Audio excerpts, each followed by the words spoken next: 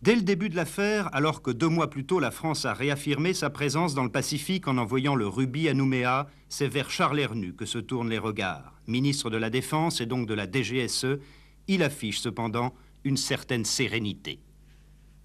Vous allez démissionner? Écoutez,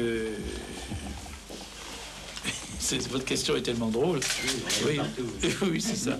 Écoutez, non, j'ai pas songé, j'ai pas écrit même des brouillons de lettres.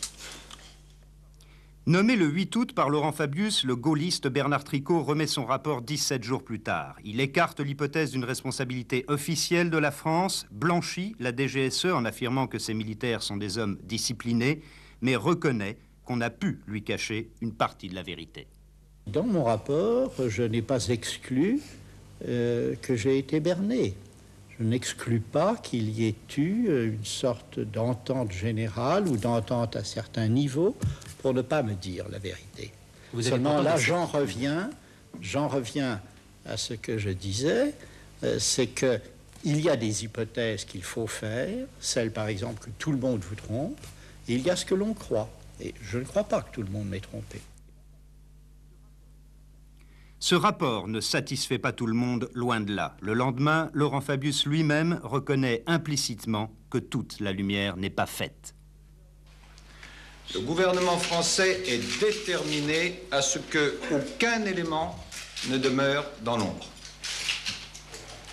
Deuxièmement, le rapport de M. Tricot fait apparaître des carences importantes dans le fonctionnement même de la Direction générale de la sécurité extérieure. Des interrogations subsistent. Et le Premier ministre demande à Charles Hernu de remédier à ces carences. Sans attendre le résultat de ces investigations, c'est encore la presse qui apporte un nouvel élément au dossier. Selon les informateurs du Monde, les responsables seraient encore des militaires. Selon le postulat de Bernard Tricot, les militaires sont des hommes disciplinés. Ils n'auraient donc agi que sur ordre.